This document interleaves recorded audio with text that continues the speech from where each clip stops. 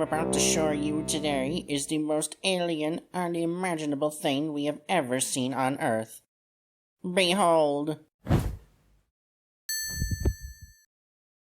Strange. It looks like a speaker. Break it down, Earl.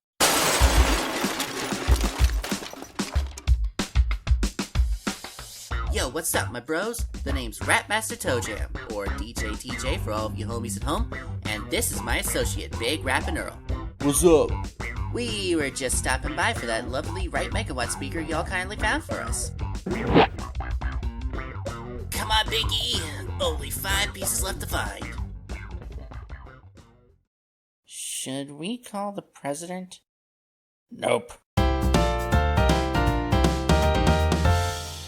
Sonic Riders is a racing game for the 6th generation of consoles with a high skill ceiling. Whoops, on script. When it comes to naming iconic series on the Sega Genesis or Mega Drive aside from Sonic the Hedgehog, one of the noteworthy series is ToeJam and Earl, starring these two rap masters. ToeJam has 2 eyes, 3 legs, and no apparent mouth, and Earl is large and freestyling.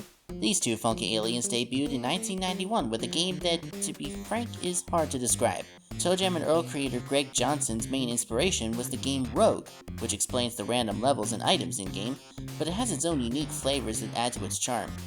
There really aren't any games like ToeJam and Earl. But I'm not here to discuss this game or its other sequels. I'm here to talk about the 2019 revival, ToeJam and Earl Back in the Groove. The game hit Kickstarter back in 2015 and was fully funded, although its stretch goals to hit consoles was not met. So at the time, it was only set to release on PC, Mac, and Linux. Then Adult Swim Games pitched in to get the game funded enough for consoles. Then they dropped out?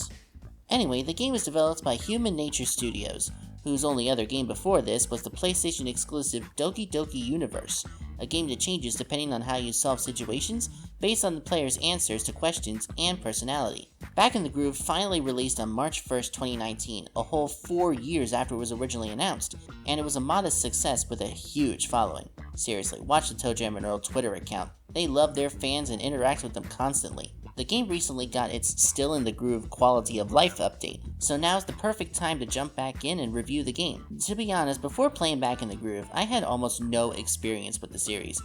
I briefly played the first game and looked at the Dreamcast beta of ToeJam and Earl 3. I never played Panic on Funkatron or the final version of ToeJam and Earl 3. So when I first played Back in the Groove, I was jumping in blind, and I flipping loved it.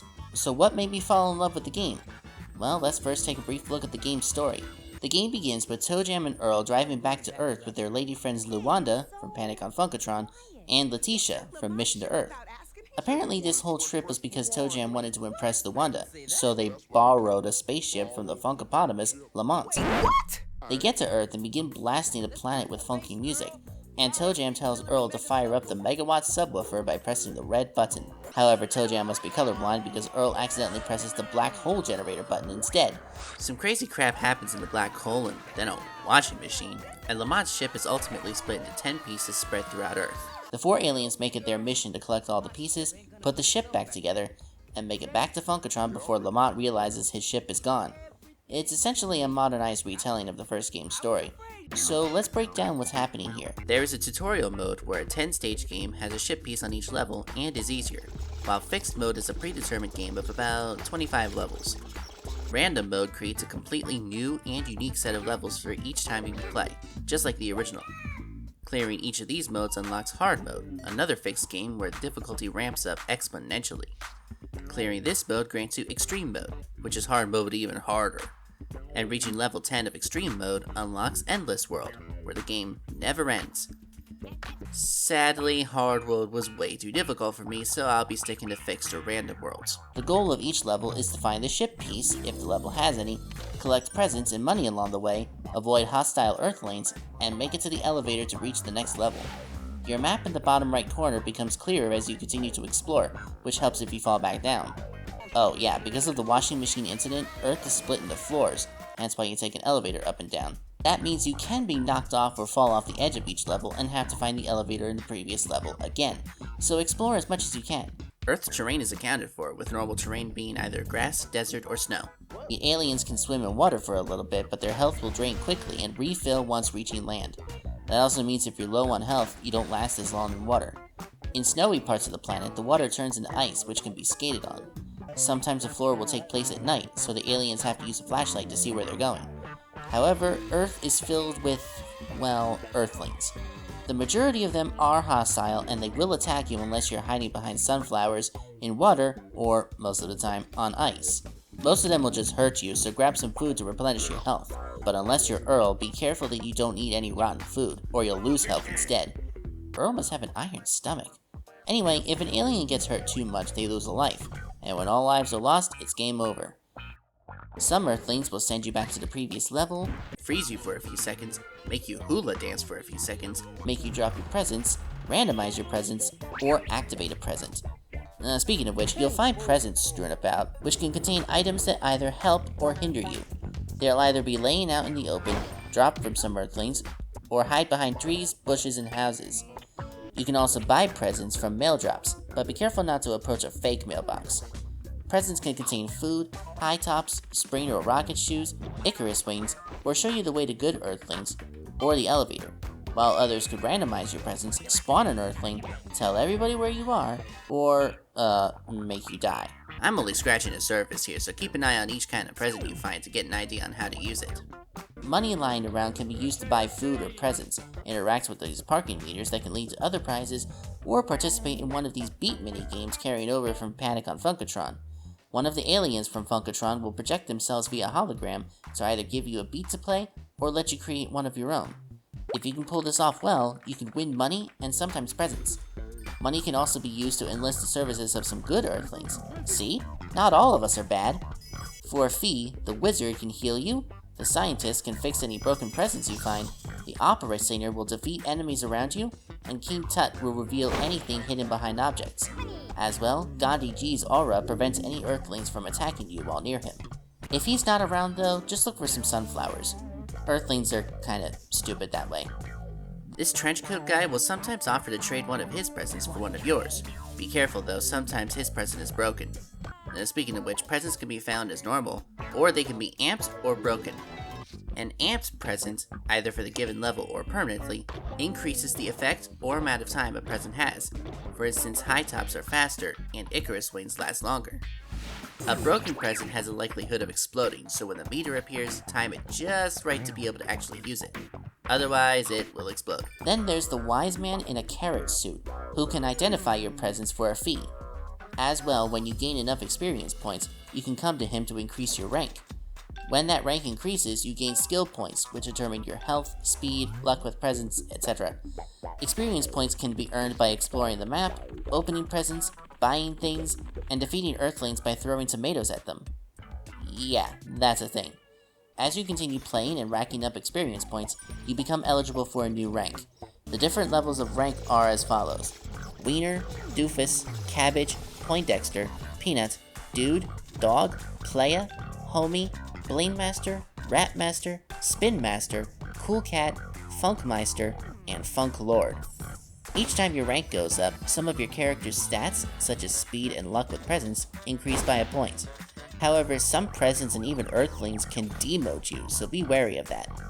On occasion, there will be these weird doorways that lead to the Hyper Funk Zone, also carried over from Panic on Funkatron. You wade your way through this 2D abstract landscape, collecting items for experience points and avoiding obstacles along the way. The only control you have is to duck into this tiny ball that lets you slip past obstacles. Exiting the Hyperfunk Zone happens either when you hit an exit portal or you run out of time. Clocks can be collected within the zone to keep your time going, but they become scarcer as you continue. Any points you earn here can then be put towards your ranking. Your main collectibles, which I'm surprised I haven't talked about yet, are the pieces to Lamont's spaceship. There are 10 total, and you're given a gift each time you find one, whether that be experience points, presents, or money. The game lets you know at the top of the screen if the level you're on has a ship piece. If the given stage doesn't have one, just make your way to the elevator. Sometimes the path to a ship piece is blocked by empty gaps in the level, so you'll either need to look for hidden pathways, or pick a present and hope it's something that can get you over there. If you miss a piece on your journey, the game will let you know once you reach the topmost level of the given world, and lets you jump back down to find it. Finding all 10 ship pieces clears the game, allowing the aliens to fly back home to Funkatron, which can be explored for a little bit while a celebration party goes on in your favor. Surprisingly, Lamont doesn't seem too upset that ToeJam and Earl stole his ship and destroyed it. Without asking. The bros just have to ask next time, that's all. Each time you clear the game, you can choose a new character to unlock, choosing from Geek Jam, Peebo, and Flo, or a new power hat from Lamont's collection. These hats include the Hat of Life, which will refill the player's health periodically, the Hat of Panic, which increases speed and jump height at the cost of running around like a chicken with its head cut off, the Hat of Rhythm, which will double the player's score in rhythm minigames, and the Hat of Great Beauty, which causes Earthlings to become attracted to you. Again, there are even more hats than what I just described, so play the game yourself and see what you discover. Part of the charm this game has is the mystery of what you're playing. You really don't know how each game is going to play. The presents will be different, the enemies may behave differently, the power hats that you unlock will change, and the level geometry itself can be completely random. But ladies and gentlemen, that is what one should expect when playing ToeJam and Earl Back in the Groove. This game is more than a single-player adventure, though. It emphasizes cooperation. Up to 4 players, either local co-op or online, can play at the same time, going their separate ways to find presents and look for the pieces of the rocket. There are unique presents in this game mode too, such as being able to heal other players or teleport other players back to you. Players can also high-five each other to share health, which is beneficial if someone's at full health and the other is nearly dead. The game otherwise plays exactly the same, and the game ends when someone finds the 10th rocket piece.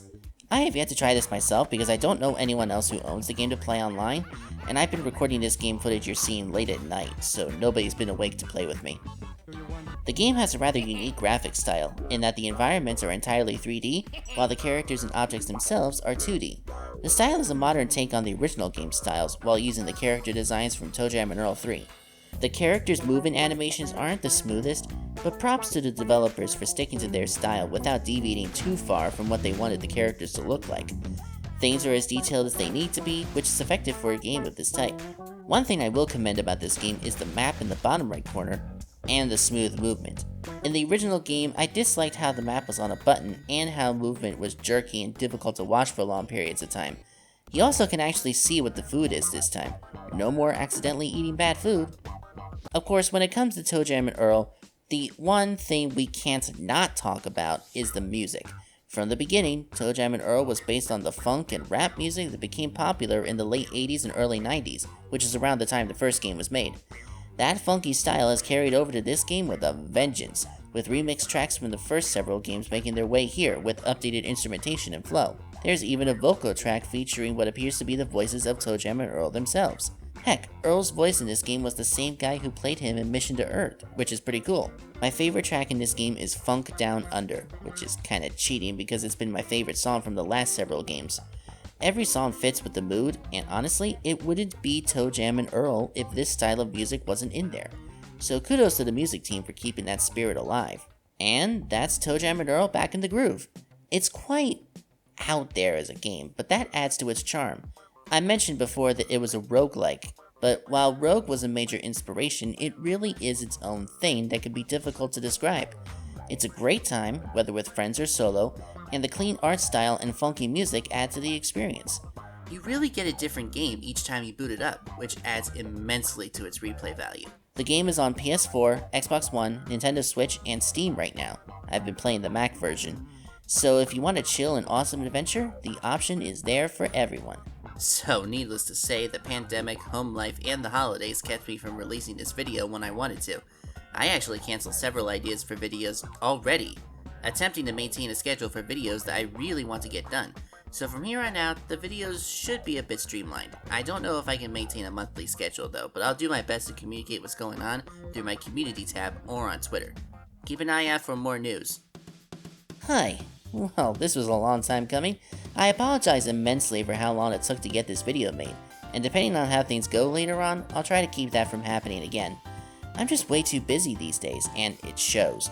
Anyway, next month's video is nearly done being scripted, so here's hoping for a February release. See you then!